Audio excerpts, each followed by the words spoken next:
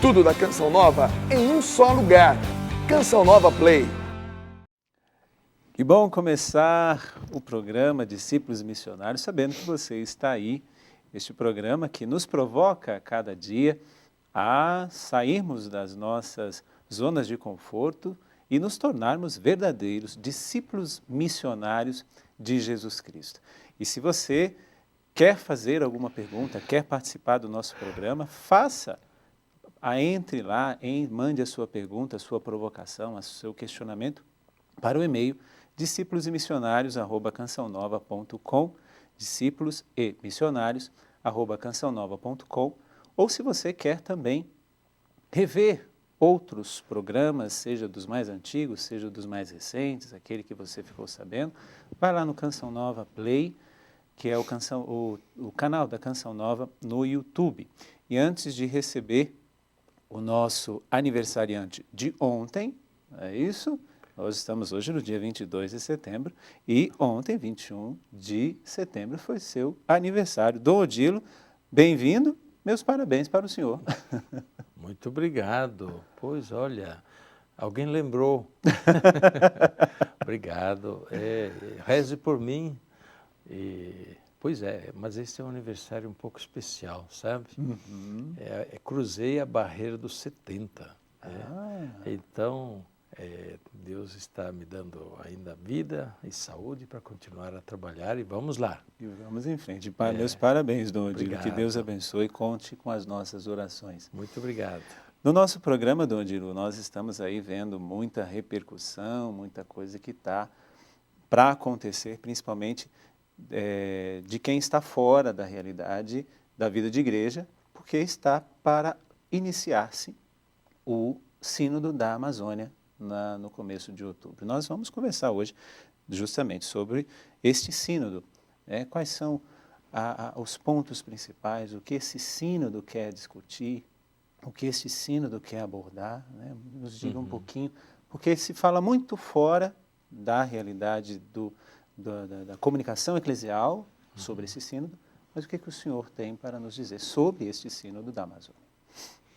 Sobre esse assunto, acho que é bom nós começarmos por pontuar algumas coisas, porque, contrariamente, vai ser um ponto fora da linha, né? Uhum. É bom ler, é bom se instruir sobre o que, de fato, está em jogo no Sínodo da Amazônia. Primeiramente, o que é um sínodo? O sínodo, no caso, é uma reunião que o Papa convoca de bispos, que podem ser de uma região, que pode ser da igreja do mundo inteiro. Neste caso, é um sínodo voltado para a região panamazônica. Então, o sínodo da região panamazônica. Não pensemos que seja só da Amazônia brasileira. São, na verdade, 9 países que fazem parte da grande Amazônia, Panamazônia, por isso mesmo, para enumerar. Naturalmente, o Brasil, que tem a maior parte do território, mas também Bolívia, Equador, Peru, Colômbia, Venezuela e as 3 Guianas, que fazem parte da Panamazônia. E o que pretende o Papa quando chama um sínodo, chama bispos a se reunirem para tratarem da Amazônia? Naturalmente, não vão tratar da Amazônia com um olhar de interesse político, econômico, administrativo, estratégico. Não, vão olhar a Amazônia a partir da missão da Igreja Católica. A partir da missão da Igreja Católica. Então, e pode fazer isso, por que não?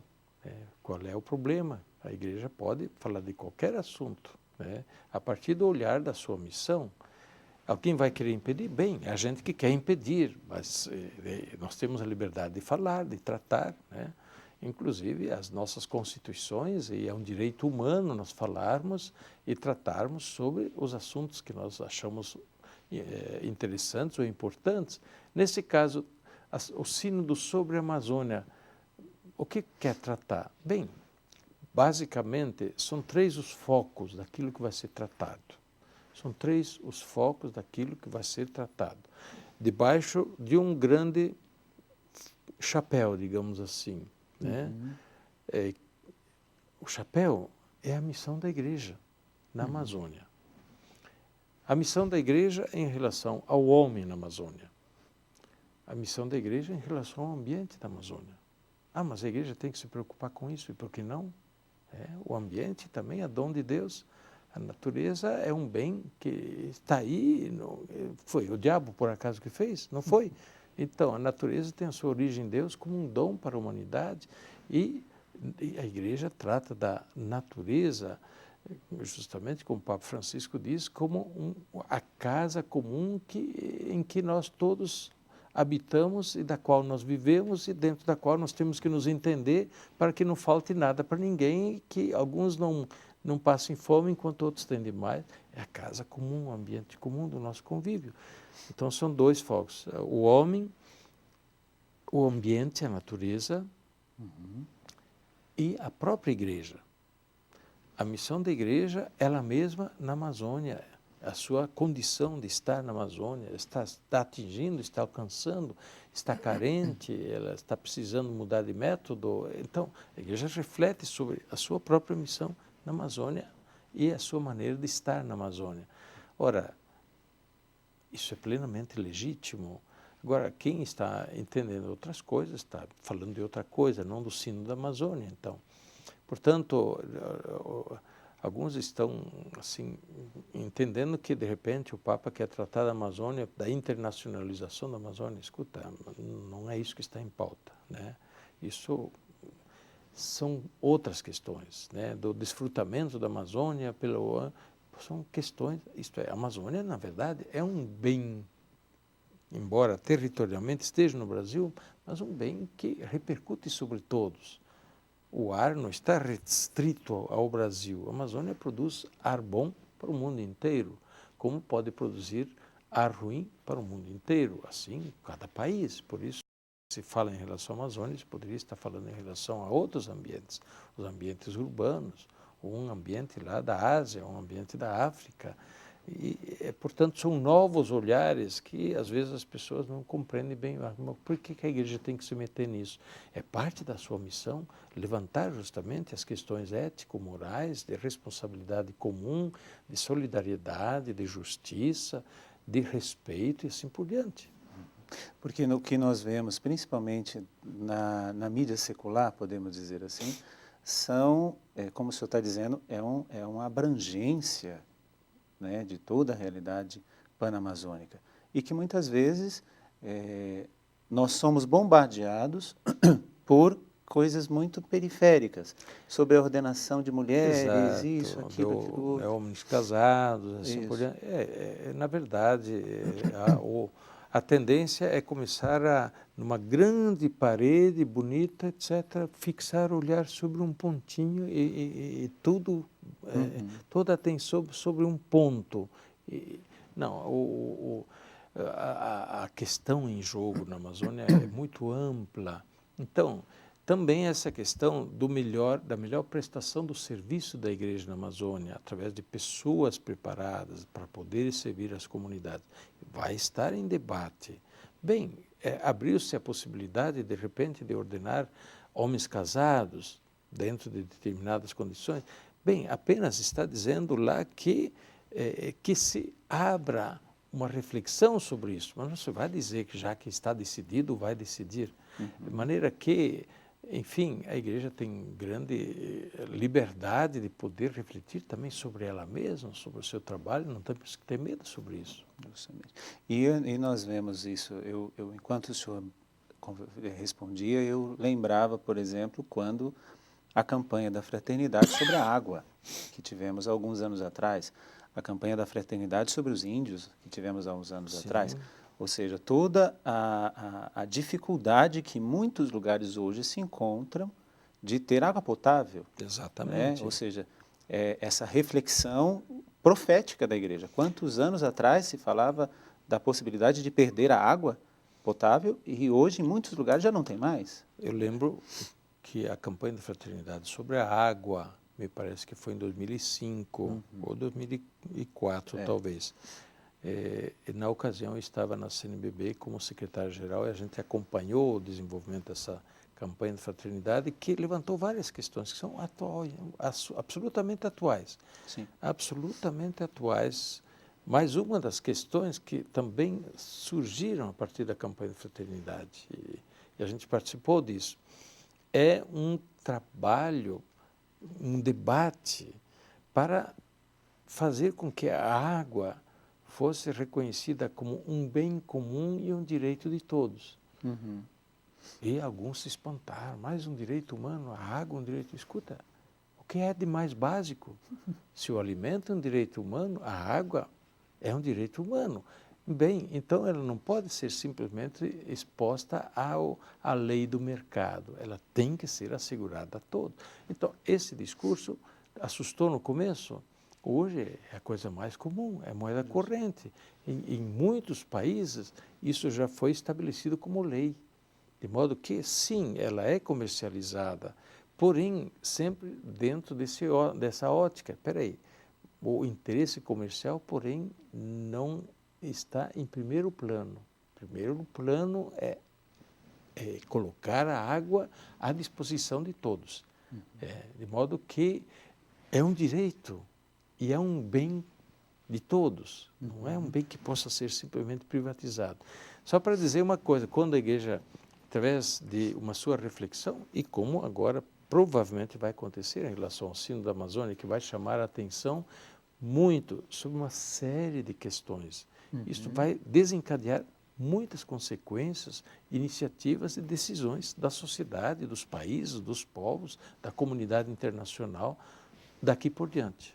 Isso nos prova sempre a visão profética da igreja. Então, aqui eu te dou um conselho, se você aceita, não fique especulando, né, sobre várias outras mídias, digamos assim, seculares, que, como o Dom Odilo bem disse, foca numa única realidade, mas não vê a grande abrangência, né? Acompanhemos realmente o que estará acontecendo neste sínodo, quais são os pronunciamentos oficiais do sínodo, para que nós também possamos, frente a tudo isso, nos tomar conhecimento, tomar parte disso e, principalmente, rezar por tudo isso. Eu queria dizer mais uma coisa, que o sínodo é um momento de reflexão, de debate. E, portanto, não estão ainda decididas as coisas, não está nada pronto. Mesmo alguém falava de documento preparatório. Não, é um instrumento de trabalho, não é nenhum documento ainda, é um instrumento de trabalho que nós temos até agora. O sínodo são 3 semanas de reflexão, de apresentação de propostas, e aí muita coisa vai ser dita. Mas o que vai valer depois? Vai valer, depois do sínodo, o documento que o Papa vai emitir. O Papa convoca o sínodo para ouvir. Sim. O Papa é quem menos fala durante o sínodo. Ele ouve, por isso ele convoca as pessoas, um grupo, etc., para ouvir. Depois de ouvir, ele recebe muitas sugestões, muitas indicações, aí ele faz o seu documento. Então, o que vai valer depois e que precisa levar bem a sério e ler e aconselho as pessoas a terem calma, não se precipitarem, achar que já está tudo definido. Não, depois vamos ver o que vai aparecer no documento do Papa. É ali como definições. Exatamente, definições que são exortações. O próprio texto tem o nome de exortação apostólica. E a exortação são fortes conselhos. Claro que podem indicar também a partir de questões muito firmes, a partir de pontos doutrinais, a partir de princípios doutrinais, éticos e assim por diante, que o Papa vai dar fortes conselhos, exortações. Esse é o sentido justamente. Dificilmente o Papa usa esse documento para dar novas definições doutrinais. Não, a partir dos princípios que são recordados, a partir do olhar sobre uma realidade, ele vai dar uma forte exortação para que a igreja, a humanidade, um grupo caminhe numa direção boa. Muito bom.